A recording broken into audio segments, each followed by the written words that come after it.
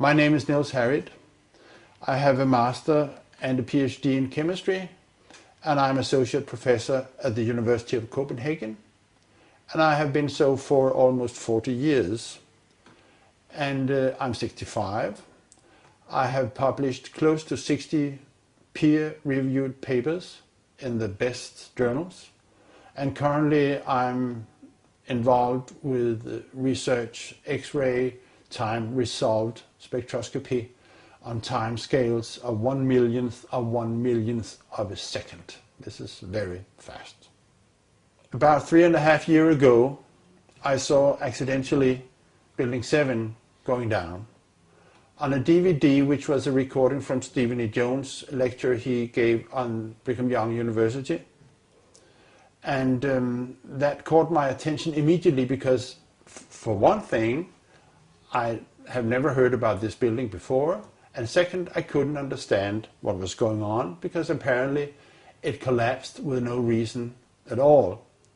So that, as a scientist, I'm trained to trying to understand what's going on around me, and I couldn't understand. And from that day, I have not had any free time because later on, I started looking into it. I started working on the local scene in Copenhagen, Denmark, and I got involved with a team of scientists, which also counts Stephen E. Jones, Kevin Ryan, etc.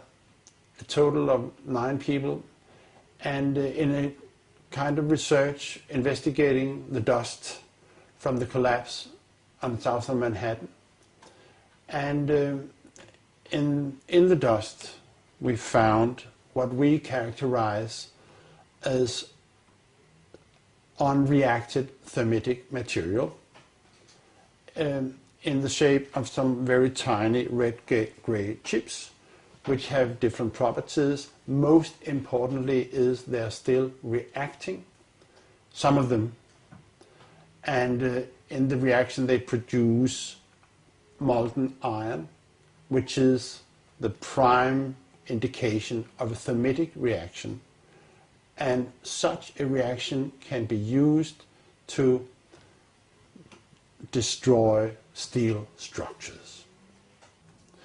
Now, thermite is, in the old-fashioned thermite, is a mixture of pulverized aluminum and pulverized rust.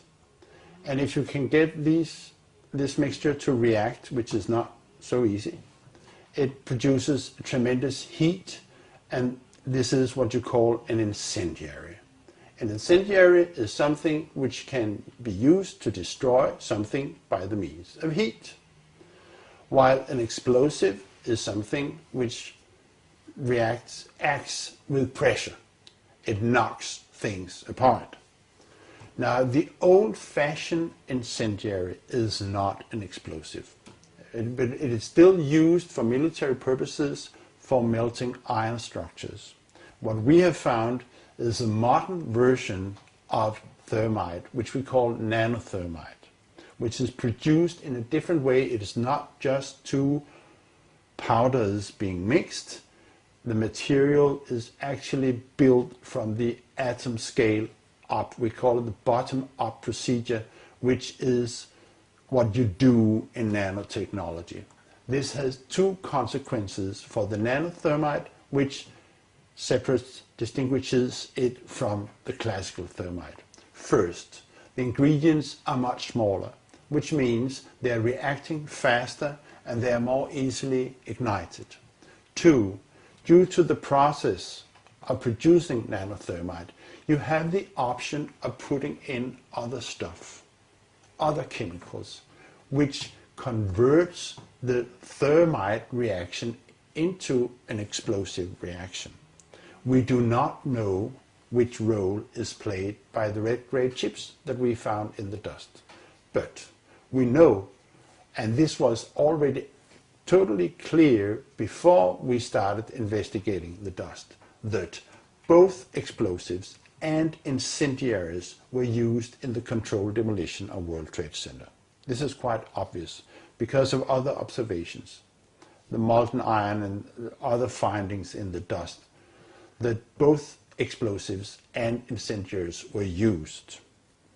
Now, where the red grade chips fit into this picture, we do not know. There's been much speculation about this, in particular because the nanothermite is a very versatile material which can be used in different configurations, and people have even speculated maybe it was sprayed on the structure and stuff like that.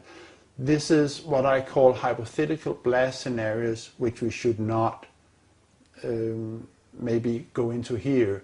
One point I wish to make, though, is the recent work by David Chandler, where he is looking very closely at the collapse of the South Tower, World Trade Center, reveals that the fragments which are being,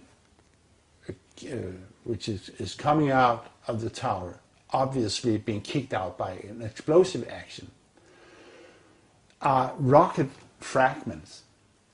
For once, they have a trail of a white trail after them, which could be aluminum oxide, which is a product of the thermite reaction. Second, they quite obviously have rocket properties, which, in my opinion, means that when we are that the discussion between incendiaries and explosives is obsolete in this situation. What we are dealing with, I think, in World Trade Center is modern military material which is unknown to the general public. And the red grade chips, the unreacted nanothermite that we have found in the dust, is just an indication that there is something wrong. It shouldn't be there. But my feeling presently, we are recording this in 2010, is that we haven't heard the whole story yet. The findings of the nanothermite in the dust is an unambitious proof that something was going on September 11th, which was unusual. And it is a finding which cannot be accounted for by any other explanation, any other process going on than this was deliberately put in the towers for the purpose of bringing them down. As a consequence, we are demanding, and I as a scientist, that a new investigation, when it comes, and it will come, should also encompass in looking for remaining explosives and thermitic material in the dust by the National Institute of Standards and Technology. Thank you.